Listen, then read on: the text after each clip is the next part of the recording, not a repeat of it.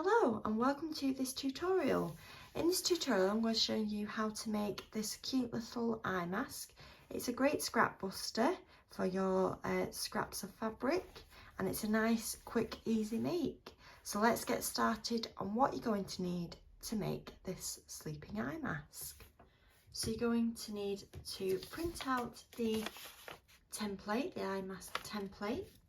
You're going to need to get some fusible interfacing. I'm using a fusible wadding today, so it gives it a bit more of a padded feel. You're going to need an outer fabric and a lining fabric, some wide elastic, some pinking shears and a pen. So let's get started on making the eye mask. So the first thing you need to do is take your lining fabric and place that flat on the bottom, and then you want to take your outer fabric and lay that on top of your lining fabric with your pattern side facing up. Then you want to take your template, popping it just sort of in the centre of your fabric, because we're going to be marking a 1/4 inch seam allowance around this edge. So you just want to pop that in the middle and just pin that in place. So we're going to mark on 1/4 inch all the way around the template from the edge of the template. So if you're unaware or you're not sure what 1/4 inch is on your tape measure, this is my tape measure, and your 1/4 inch is the second long line in from the edge. So if you count across that, you've got 1, 2, 3, 4, and your 1/4 inch is here. So you're just going to line that up with the edge of your template, and with the pen just pop a mark where your 1/4 inch is, and then just go around doing that all the way around. Put as many lines as you need to make sure you're definitely getting 1/4 inch all the way around, because it can be tricky on on curves. Then once you've measured 1/4 inch all the way around, you're ready to start cutting out. So just take your scissors and just follow the lines that you've just drawn. So now I've got my outer fabric and my lining fabric all cut and ready to go. So now we just need to cut out our fusible interfacing. So taking your piece of interfacing, now this time we don't need to add on 1/4 inch because we want this interfacing to be out of our seams. So I'm just going to pop my template on there and just pin that in place. Once you've pinned it in place, again, you're ready to just start cutting out around that shape. So as I said, we're not adding a seam allowance onto this, so you can just go ahead and just cut right next to your template piece. So now you should have 3 pieces cut out. So now we want to take our outer fabric piece and turn it over so the wrong side's facing up, and taking your fusible interfacing piece with the glue side facing down, just popping that in the centre, and as you'll see, you've got some fabric around the edge. That is your seam allowance. So once you've popped it down there, you just want to take that to your iron and just press that until the glue has fused to the fabric. So there is my interfacing now fused to my outer piece of fabric. So now we're going to have the fabric facing right side up, taking your elastic. Depending on where you want to put your elastic, it doesn't matter. I'm going to put mine quite a little bit high up. You can measure this if you wanted to. So from where the curve starts, I'm going to be placing mine about 1.5 inches up, and I'm just going to pop a pin in that. Now this bit's completely up to you how much elastic you want, how far you want the eye mask to stretch. So at this point I would just pull a bit in get it level with that side. So again, you can measure your 1.5 inches up, pop a pin in,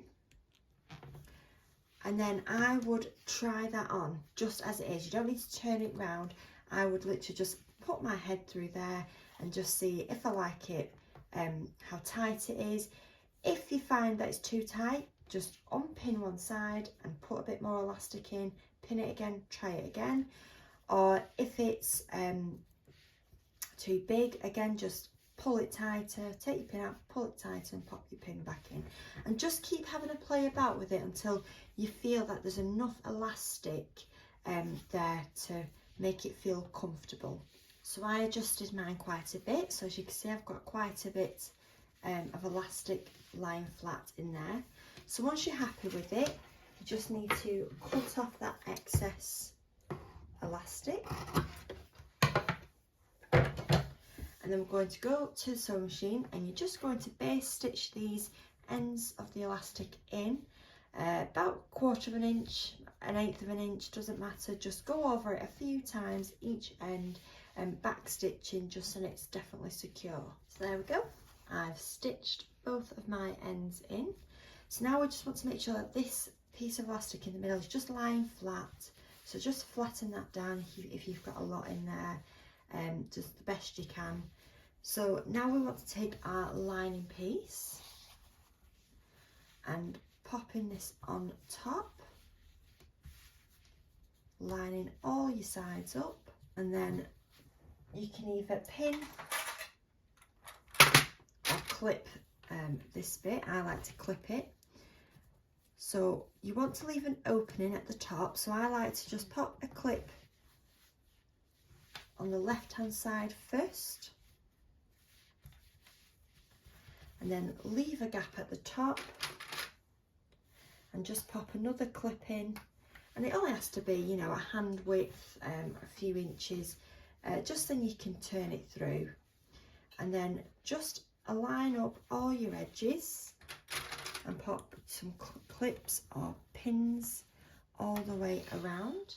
Then once you've pinned or clipped it, we're going to take this to our sewing machine and we're going to sew all the way around, leaving the gap at the top. So I would start at one of your pins, or if you've made a marker, start there, back stitch, so all the way around until you get to your last pin or marker and back stitch there. We're going to be sewing at 1/4 inch. If you find it easier, you could turn this around so that you're sewing with the interfacing side on top, and you could just follow your interfacing piece all the way around, lining your needle up to the edge of the interfacing. That would give you a 1/4 inch. Or alternatively, you can just sew it from the lining side up, which is what I'm going to be doing because I've got a 1/4 inch foot. So sew all the way around there, and I'll meet you back here, ready to turn the eye mask through. So I've now stitched it all the way around, leaving my opening at the top here. So now we're ready to just clip our curves so that when we turn it through, it's nice and smooth. So if you've got a pair of pinking shears, just pinking shear all the way around. I would miss out your turning gap, so just start on whichever side and just go all the way around until you get back to the other side. If you haven't got a pair of pinking shears, you can just clip into your curves. So you could just take a pair of scissors and just snip all the way up to your stitch line and just do that all the way around your curves, and just make a few little V's in the V section of the eye mask, but I'm going to be using pinky shears just because they're easier. So I'm just going to go all the way around. You don't want to cut too far into your seam allowance, so just sort of, you're just trimming the edge almost, so that when we turn it through, it'll just look nice and sit nicely. Then once you've pink and sheared it, we're ready to turn it through. And once you've turned it through, you just want to take some scissors or a knitting needle and just really poke out them curves to make sure we're getting the eye mask shape, and just go around. Once you've done that, you just want to pull at your open edge, just pull your edges in, and you'll find that the fabric just rolls down. Sometimes it may just need a little bit of help on the lining. Just roll it down so you're at your 1/4 inch seam, and just flatten that.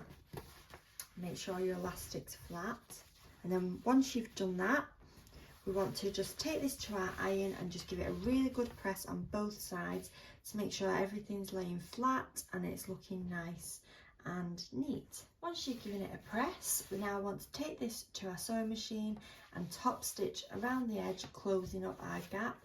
So I would start at your open gap and just top stitch about 1/8 inch all the way around. Just being careful when you go around the curves because it can be slightly tricky.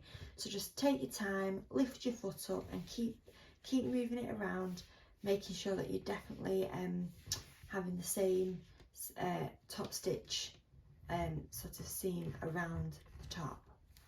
So there we go, I've top stitched all the way around at 1/8 inch, and that is your eye mask all complete. I hope you've enjoyed this little video. Hope you've enjoyed making this. If you have, please send us your pictures. We love to see them, and thank you for watching.